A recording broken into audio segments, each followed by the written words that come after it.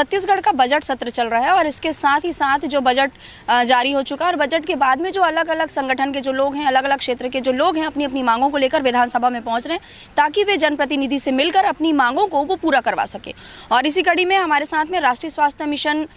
जो है वो भी यहाँ पर पहुंची हुई है। उनकी क्या कुछ मांगे हैं, हम उन पूरी मांगों पर हम चर्चा करेंगे। हमारे साथ इस चर्चा के लिए राष्ट्रीय स्वास्थ्य मिशन के प्रदेश अध्यक्ष डॉक्टर मीरी हमारे साथ में, हम उनसे बात करेंगे और जानेंगे कि आखिर यहाँ पर वो किन मांगों को लेकर के पहुंचे हैं।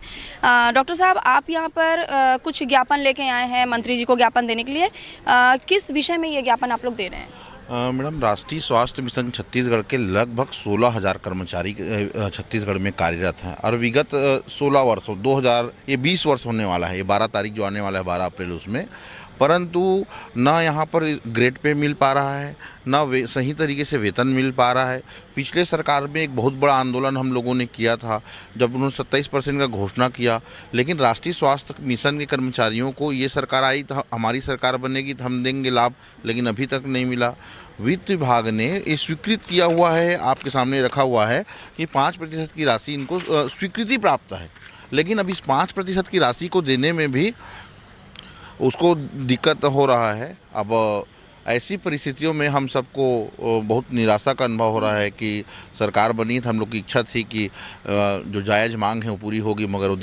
पूरी होते दिख नहीं रही है। अच्छा, जैसे कि अभी आपने कहा कि इससे पहले आपने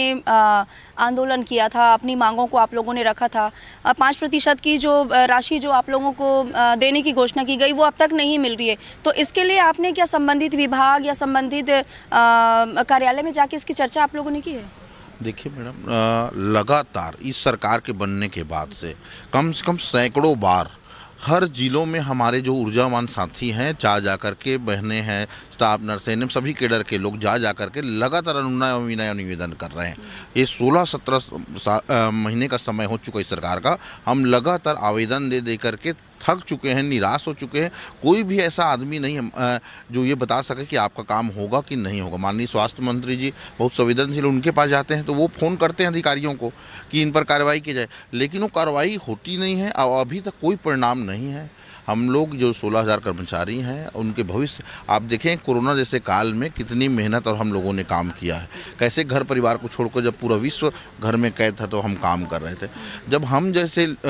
ऐसे लोग जो 20-20 साल काम कर रहे, अनुभवी लोग जो सेवा प्रदान कर रहे हैं, उनके लिए अगर शासन और प्रशासन के पास बजट का रोना होगा तो ये बड़े दुर्भाग्य की बात है, जबकि उस दौर ने सिखाया है कि स्वास्थ्य सेवाएं कितनी बेहतर होनी चाहिए, उस सेवा में काम करने वाले लोग कितने अनुभवी हैं। अब उनके जो जायज़ मांग है, जो अधिकार है, उसके लिए भी अगर शासन प्रशासन के पास पैसा नहीं, चाहे कांग्रेस की सरकार हो चाहे बीजेपी की सरकार हो, और तो ये बड़ी विडंबना है, बहुत दुखद स्थिति है। तो ऐसे में स्वास्थ्य सेवाएं बेहतर कैसे होगी? यदि मांगों को नहीं माना जाता है या फिर मांगों को मानने में थोड़ा समय अगर लंबित हो रहा है तो आगे फिर क्या आप लोग कदम उठाएंगे?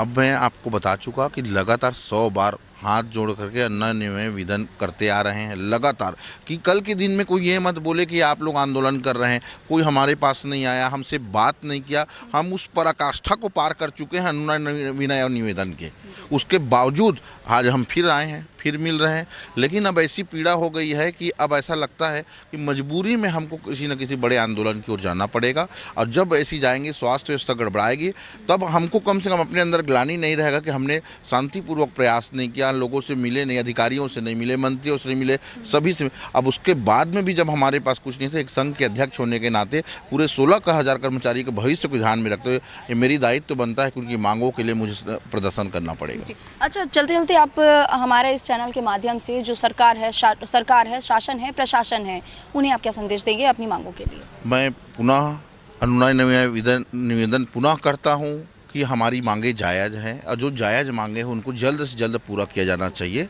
अगर इसके बाद में भी अगर हमारी मांगों पे ध्यान नहीं दिया जाएगा, मजबूरीवश हम सभी कर्मचारियों को आंदोलन की शरण में जाना पड़ेगा। तो अभी हमारी चर्चा हो रही थी राष्ट्रीय स्वास्थ्य मिशन के छत्तीसगढ़ के प्रदेश अध्यक्ष डॉक्टर गिरीश से, जिन्होंने सीधे तौर पर एक निवेदन किया है कि जो इनकी मांगे हैं उन मांगों को मान लिया जाए, या फिर मांगे अगर नहीं मानी जाती तो कम से कम आश्वासन दिया जाए, जो इन्हें पिछले सरकार से भी इन्हें आश्वासन मिला लेकिन आश्वासन पूरा नहीं हो पाया है। इन्होंने इसके साथ ये भी चेतावनी दी है कि यदि आने वाले समय में इनकी मांगों पर ध्यान नहीं दिया जाता है तो आने वाले समय में एक बड़ा आंदोलन किया जा सकता है। लेकिन हाल फिलहाल प्रदेश की स्वास्थ्य व्यवस्था भी चरमरा सकती है और इन तमाम चीज़ों को ध्यान में रखते हुए अब तक ये काम कर रहे हैं। लेकिन जब तक इनकी मांगों को माना नहीं जाएगा तब तक हो सकता है उसके बाद ये आंदोलन के लिए भी जो है वो अग्रसर होंगे। लेकिन फिलहाल अब सारी जिम्मेदारी सरकार की बनती है, शासन प्रशासन की बनती है कि इनकी मांगों को मान करके कहीं ना कहीं एक रास्ता निकाला जाए। इस खास कवरेज के लिए सहयोगी ताकेश्वर साहु के साथ अंबिका मिश्रा, रफ्तार मीडिया, छत्तीसगढ़।